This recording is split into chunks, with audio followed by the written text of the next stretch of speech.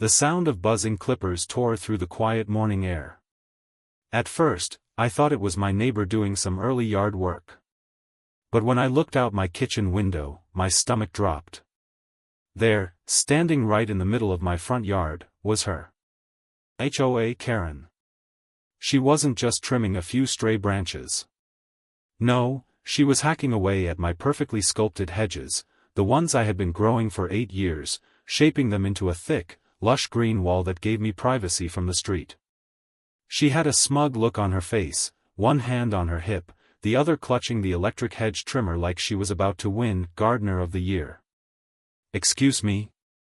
I yelled through the open window. Karen didn't even flinch. She looked over at me with that fake sweet smile she always wore at HOA meetings and said, "These are too tall. HOA regulations say 4 feet. You should have cut them yourself." I could feel my pulse pounding in my ears. "You can't just walk onto my property and—" "Oh, I can," she cut me off. "You signed the covenant when you moved here.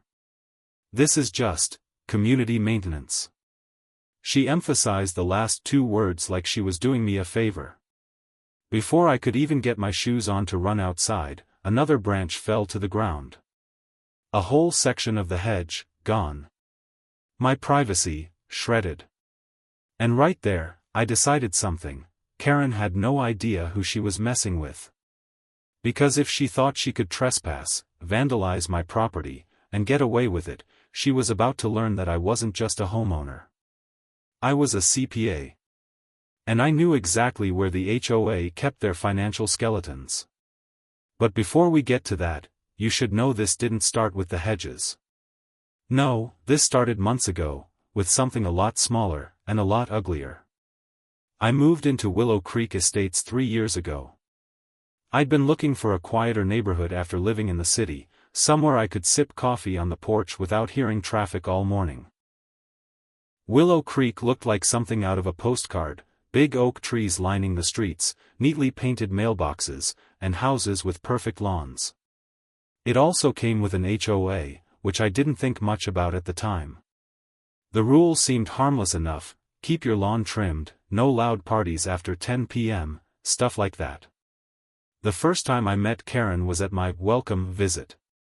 She knocked on my door holding a clipboard and wearing a visor that made her look like she'd been born at a golf course. She introduced herself as the HOA president and, before I could even offer her coffee, started telling me everything I'd need to fix about my house. "Your shutters are the wrong shade of blue," she said, scribbling something on her paper. "Oh, and those wind chimes? Not allowed. They disturb the peace."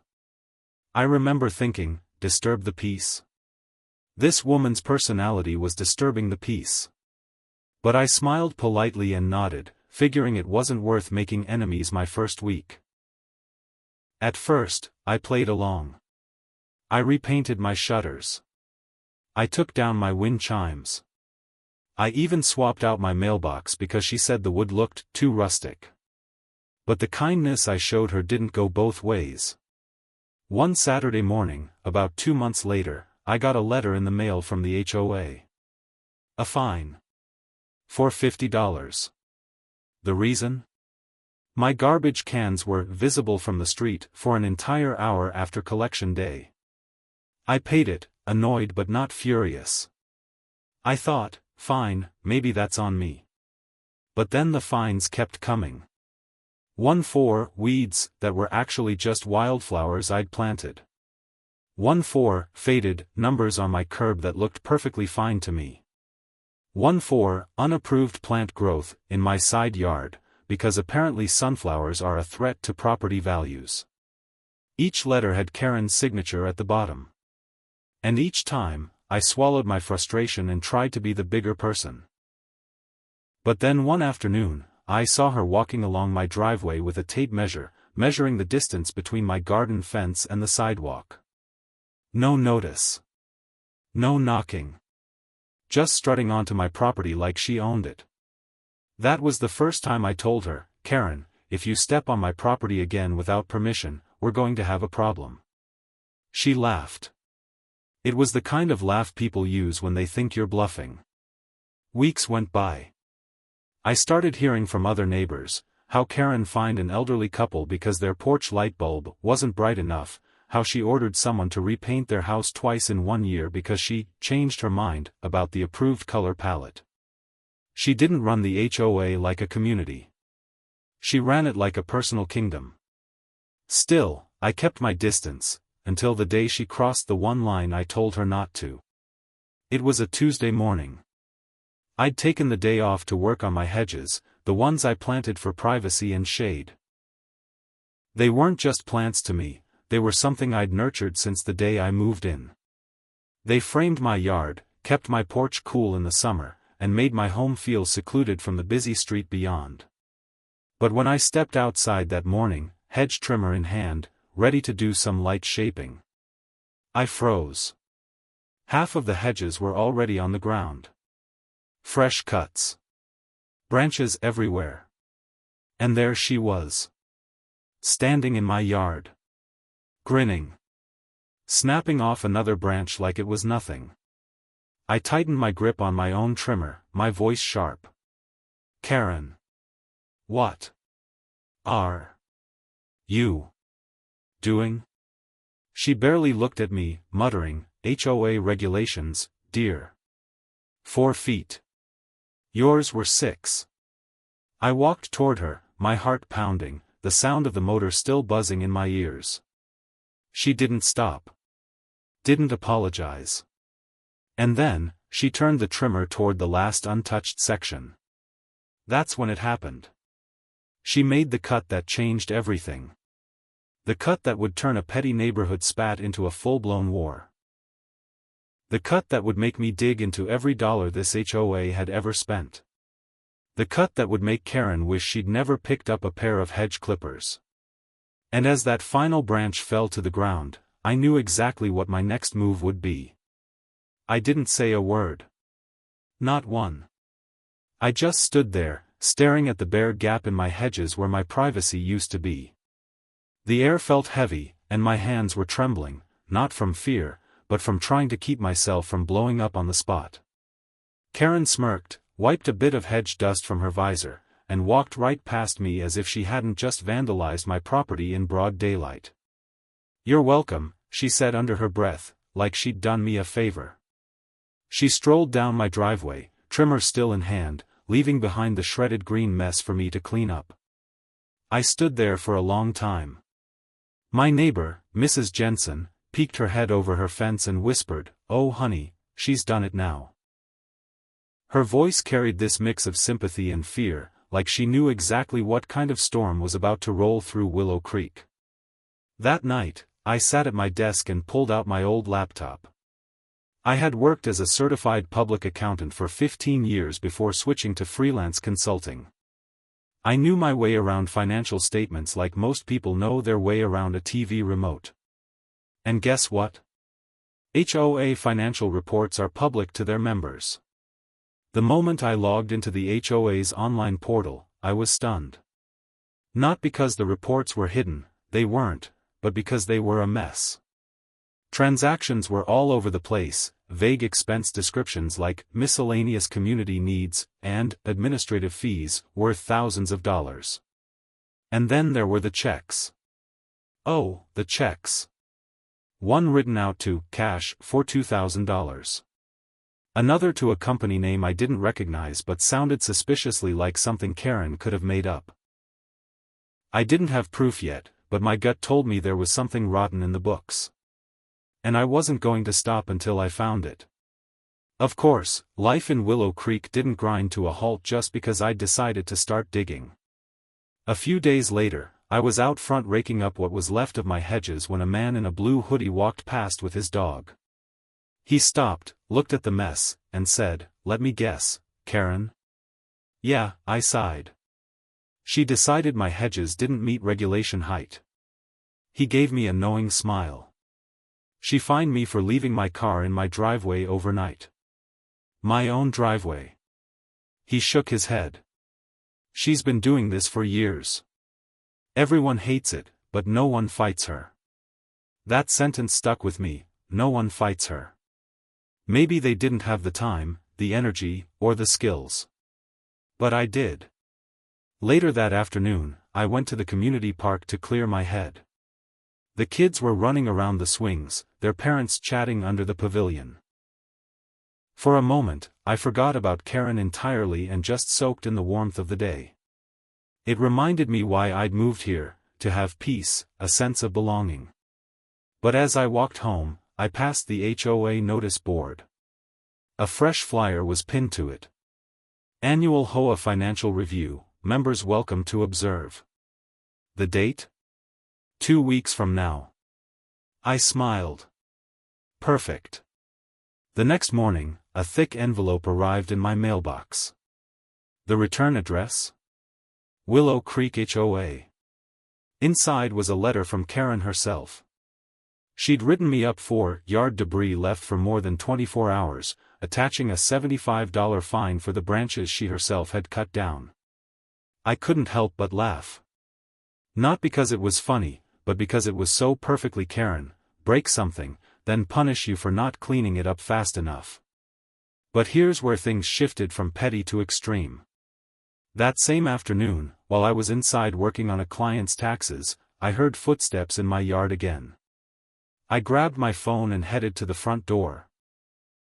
Ready to tell Karen off, but this time, it wasn't her.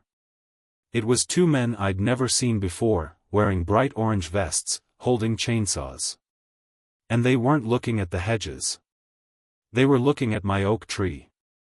One of them glanced at me and said, "HOA said this needs to come down. Roots are getting too close to the sidewalk." My heart stopped. That oak tree wasn't just a tree, it had been there longer than the house itself. Its branches shaded my porch in the summer. Its leaves turned gold in the fall. It was part of the reason I bought this place. I stepped forward and said, "You're not cutting anything until I see a signed order." The man shrugged. "Lady in the visor told us to do it. She said it's already approved." Lady in the visor. Karen. And that's when I realized, she wasn't done coming for my property. She was just getting started. I moved fast. "Stop right there," I said, stepping between the men and the tree.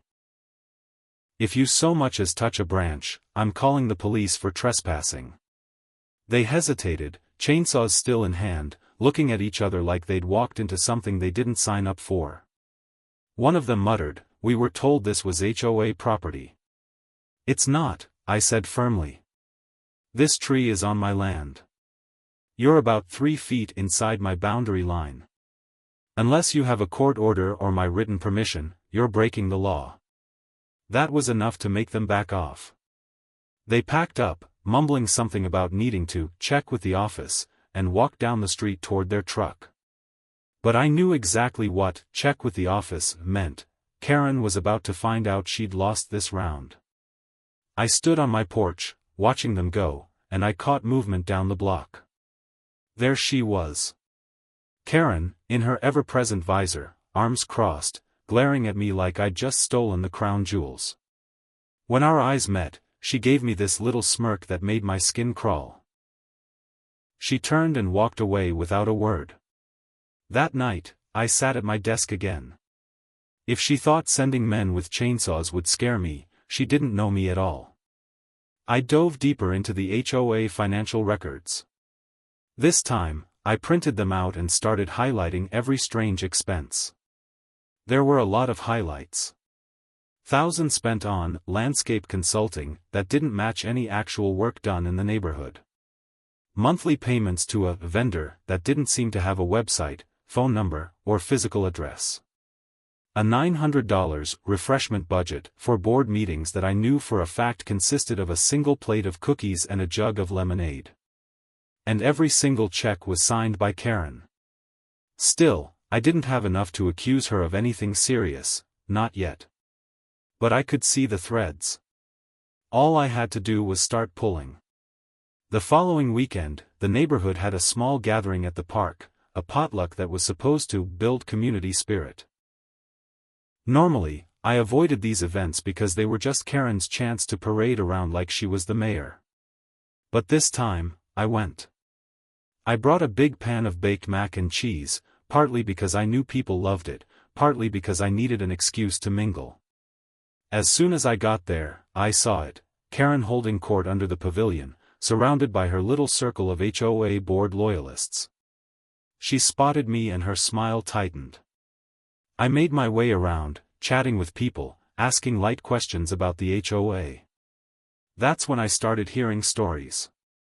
One man told me Karen had hired her cousin's company to repaint the neighborhood signs, but the paint peeled within 6 months. Another woman swore that last year's holiday lighting fund disappeared entirely, and Karen claimed the money was reallocated for emergency repairs no one could name. The more I listened, the more I realized, this wasn't just me versus Karen. This was an entire neighborhood being squeezed by her petty rules and suspicious spending.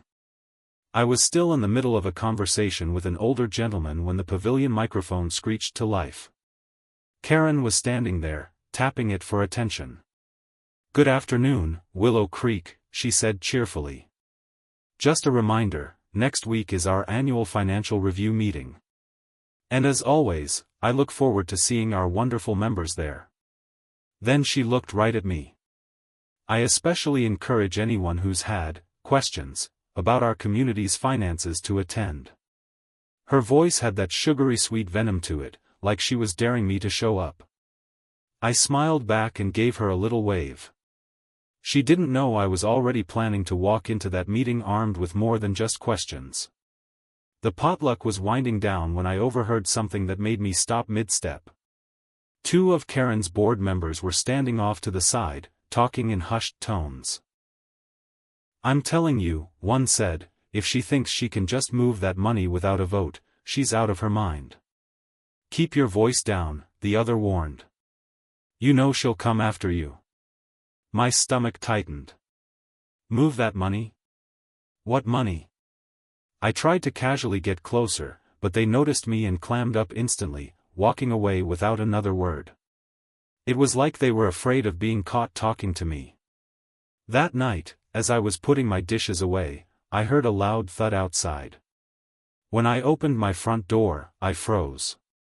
A stack of yard waste bags, 10 of them, heavy and wet, were dumped right on my driveway, blocking my car. Taped to the top was a note, written in Karen's all-caps handwriting. "Yard debris must be disposed of promptly. This is your final warning." The kicker? None of the debris was mine. And as I stared at that pile under the glow of my porch light, I realized, Karen wasn't just playing HOA president anymore. She was waging a personal war. I stood there, my breath fogging in the cool night air, staring at the heap of yard bags like they were a battlefield marker. This wasn't petty anymore. This was calculated. Someone had to drag these here, deliberately, to block my driveway. And the final warning note made it crystal clear, Karen was trying to set me up for another fine. The temptation to drag all 10 bags straight onto her pristine lawn was strong. Very strong. But I knew that's what she wanted, an emotional reaction she could use against me. So instead, I pulled out my phone and started snapping photos from every angle. Pictures of the bags, the note, even the tire tracks leading up to the pile. Then I sent the photos to myself and 3 trusted neighbors. My evidence folder was growing. The next morning, I woke up to find an HOA email in my inbox. It was from Karen, sent to the entire community. Subject: Maintaining community pride. Body: It is disappointing when some residents disregard our shared rules. We must all do our part to keep Willow Creek beautiful and safe. Some members seem to think they are above the rules, but as president, I will enforce them fairly for everyone. No names, but I didn't need them. Every neighbor who saw that email would know exactly who she was talking about. I closed my laptop and took a deep breath. Fine. If Karen wanted a public fight, she was going to get one, just not in the way she expected. Later that day, I took a walk to clear my head. The neighborhood was quiet, except for the sound of a lawnmower a few houses over. I passed by Mrs. Jensen's place, and she waved me over. "I saw those bags last night," she whispered. "That wasn't you." "Of course it wasn't," I said. "But she's trying to make it look like it was." Mrs. Jensen glanced around, lowered her voice even more. "You didn't hear it from me, but I think she's been paying people under the table for jobs that never happen. My son does landscaping, and she offered to write him a check if he'd just sign off on a work order. He said no. That was huge. It was the first direct hint I'd gotten that Karen's suspicious expenses weren't just sloppy, they might actually be fraudulent. I thanked her, told her to keep it between us, and walked home with my mind racing. That night, I went back to the HOA records. I started comparing payment dates to work orders, then cross-checking with when the work supposedly happened. It didn't take long before I spotted it, 2 payments, both for tree maintenance, in the same week, totaling over $1,200. The thing is, I knew for a fact that no tree work had been done that week. I lived here. I would have heard it. This wasn't proof, but it was enough to push me further. I needed witnesses. People who'd seen things. People who'd been burned by her and might be willing to speak up, if they knew they weren't alone. The weekend came, and I got my chance. A group of us ended up chatting on the sidewalk after a yard sale, and the conversation slowly turned to Karen. It was like a dam breaking. "She charged me $100 for leaving my hose out overnight," one man said. "She told me my roses weren't approved color," another woman added. "She fined me for a fence she claimed was too tall, except it was here when I bought the house." I listened, nodded, let them vent.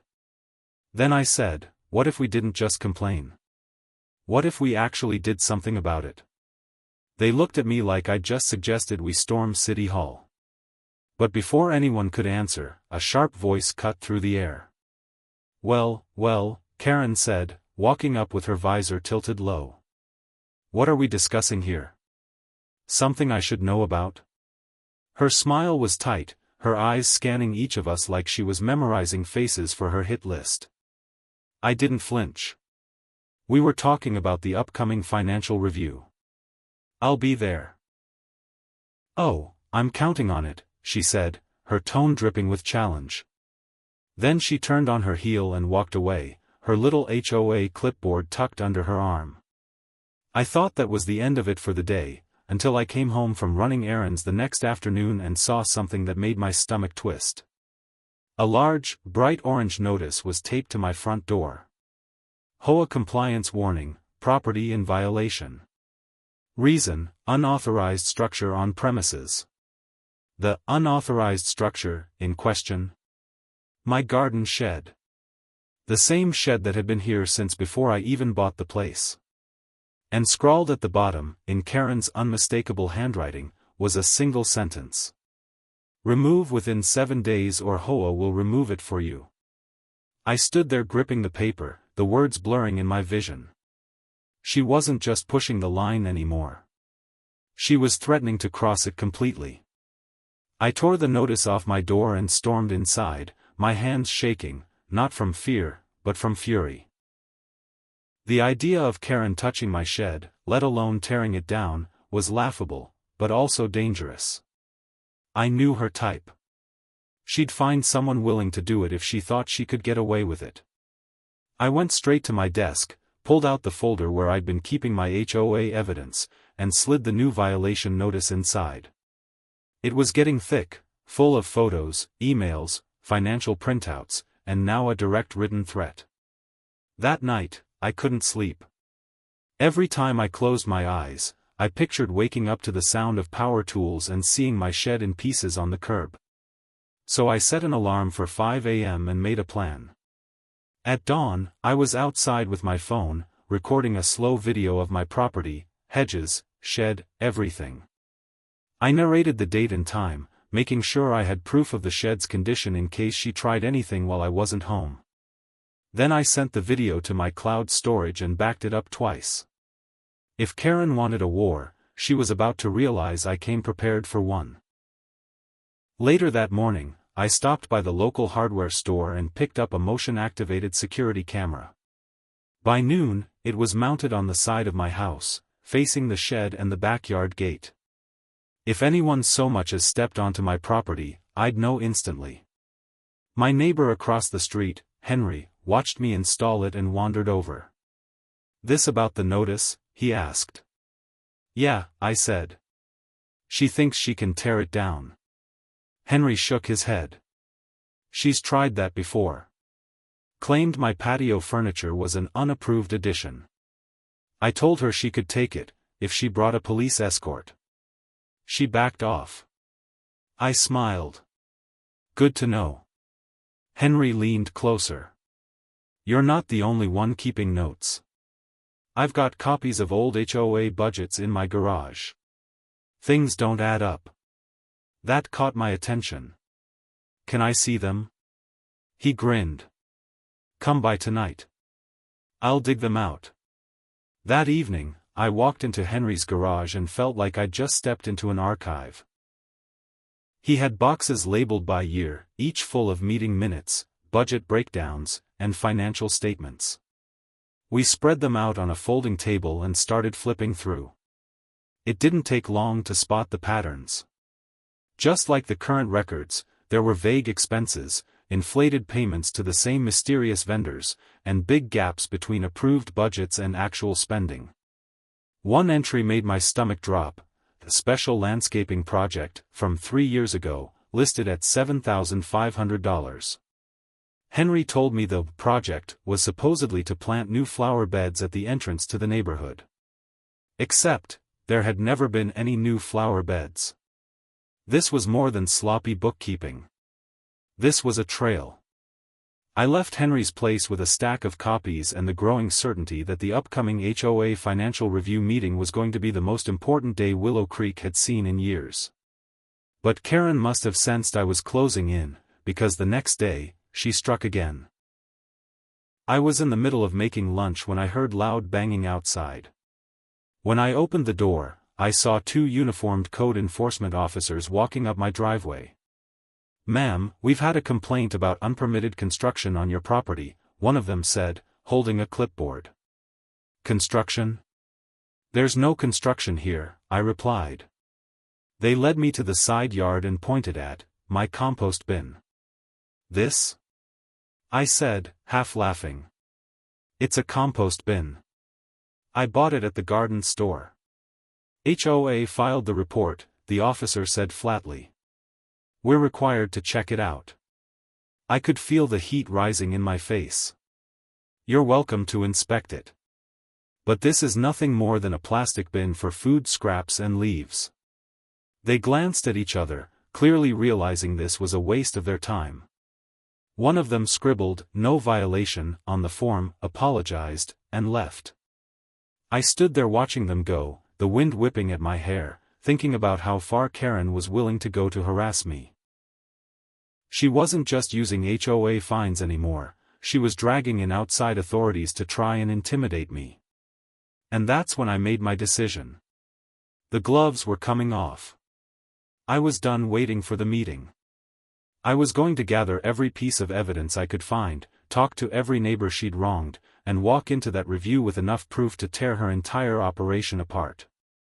But just as I sat down at my desk to plan my next move, my phone buzzed with a notification from the new security camera. Motion detected. The thumbnail image made my heart slam into my ribs. It was Karen. In my backyard. And she was carrying a hammer. I grabbed my phone, heart pounding, and hit the live feed. There she was, HOA Karen, visor tilted low, hammer in one hand, clipboard in the other, standing in front of my shed like she was about to claim it as HOA property. I didn't even put on shoes. I bolted out the back door so fast the screen banged against the siding. "Karen!" I shouted. She froze for a split second, then tried to hide the hammer behind her leg. "Oh. I was just inspecting. On my property? Without permission?" With a hammer? I stepped closer, my voice low but shaking with controlled anger. You've officially crossed the line. Her smile twitched. The board voted to have this shed removed. It's a non-compliant structure. Funny, I cut in. Because I pulled the records this morning. There's no vote. In fact, I pulled my phone from my pocket and hit record, camera pointed right at her. You've been signing off on expenses without board approval for years. I've got every document. Every check. Every fake work order. She blinked, just for a moment, and that's when I saw it, fear. I have no idea what you're talking about, she tried to bluff, but her voice wavered. Oh, you will, I said. Because tomorrow, I'm bringing all of this to the financial review. And if the board doesn't act, I'll be walking it straight to the state auditor's office. With video footage of you trespassing on my property and attempting to destroy my shed. I tilted my phone so she could see the red recording light. Karen's cheeks flushed bright red. You think anyone's going to believe you? I smiled. They won't have to. The numbers will speak for themselves. And so will the neighbors, every single one of them you find, bullied, or cheated. You've made enemies out of half this street, Karen. I just gave them a reason to speak up. The next day, the HOA meeting was packed, standing room only. I walked in with my evidence folder under one arm and my laptop under the other. Karen was already seated at the front, her visor sitting a little crooked, papers scattered in front of her. When the floor opened for questions, I didn't just raise my hand. I stood. Before we review this year's budget, I began, my voice steady, I'd like to present a series of financial inconsistencies I've discovered in the past 3 years of HOA records. I plugged in my laptop, and the screen lit up with highlighted transactions, bank statements, and side-by-side comparisons of approved budgets versus actual spending. Gasps rippled through the crowd as I explained the pattern: payments to non-existent vendors, duplicated work orders, inflated landscaping fees for projects that never happened.